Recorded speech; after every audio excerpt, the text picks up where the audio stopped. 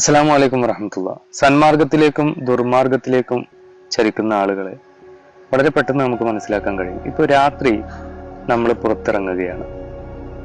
ആ രാത്രി പുറത്തിറങ്ങുന്ന സമയത്ത് നമ്മളൊരു ടോർച്ച് നമ്മളുടെ കയ്യിലുണ്ട്. ആ ടോർച്ച് നമ്മൾ കൃത്യമായിട്ട് ഉപയോഗിക്കുന്നില്ല എന്ന് കരുതുക. അല്ലെങ്കിൽ ഒരു പന്തം, വെളിച്ചത്തിനുള്ള എന്തെങ്കിലും ഒരു മാർഗം നമ്മുടെ കയ്യിലുണ്ട്. പക്ഷെ നമ്മൾ അത് കൃത്യമായിട്ട് ഉപയോഗിക്കുന്നില്ല. ചതിക്കുഴികൾ ഉണ്ടാവാൻ സാധ്യതയുണ്ട് എന്നറിഞ്ഞിട്ടും ആ ഒരു ഭാഗത്തേക്ക് വെളിച്ചം തെളിക്കുകയും ആ വെളിച്ചത്തിന്റെ സഹായത്തോടു കൂടെ ആ കുഴിയിൽ ചെന്ന് ചാടുകയും ചെയ്യുന്നു. ഇങ്ങനെ ഉണ്ടാവും. അതുപോലെയാണ് സന്മാർഗവും ദുർമാർഗവും തിരഞ്ഞെടുക്കുന്ന ആളുകൾ. അപ്പൊ ഇവിടെ ആ കുഴിയിൽ നിന്ന് രക്ഷപ്പെടാനുള്ള മാർഗമായിട്ടുള്ള വെളിച്ചം അവരുടെ കയ്യിലുണ്ട്. എന്നിട്ടും ആ വെളിച്ചം അവർ ഉപയോഗിച്ചില്ല, അല്ലെങ്കിൽ അവർ ഉപയോഗിച്ചോ കൃത്യമായ രീതിയിൽ ഉപയോഗിച്ചില്ല. ഇങ്ങനെ തന്നെയാണ് സന്മാർഗത്തിന്റെ കാര്യത്തിലും ദുർമാർഗത്തിന്റെ കാര്യത്തിലും സംഭവിക്കുന്നത്.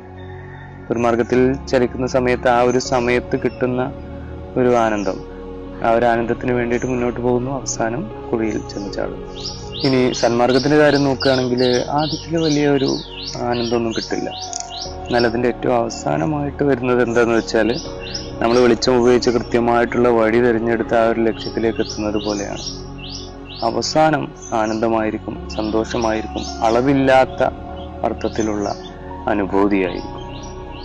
ആ രീതിയിൽ ബുദ്ധിപൂർവം കാര്യങ്ങൾ തീരുമാനിച്ചുറപ്പിച്ച് മുന്നോട്ട് പോകുന്ന ആളുകളിൽ പഠിച്ചാൽ നമ്മൾ ഉൾപ്പെടുത്തി അനുഗ്രഹിക്കുമാറാവട്ടെ. പക്ഷേ നമ്മളുടെയൊക്കെ ഉള്ളിൽ ഒരു വെളിച്ചം ഇട്ട് തന്നിട്ടുണ്ട്. ആ വെളിച്ചം കൃത്യമായിട്ട് നമ്മൾ ഉപയോഗിക്കാൻ വേണ്ടിയിട്ട് ശ്രമിക്കേണ്ടതുണ്ട്.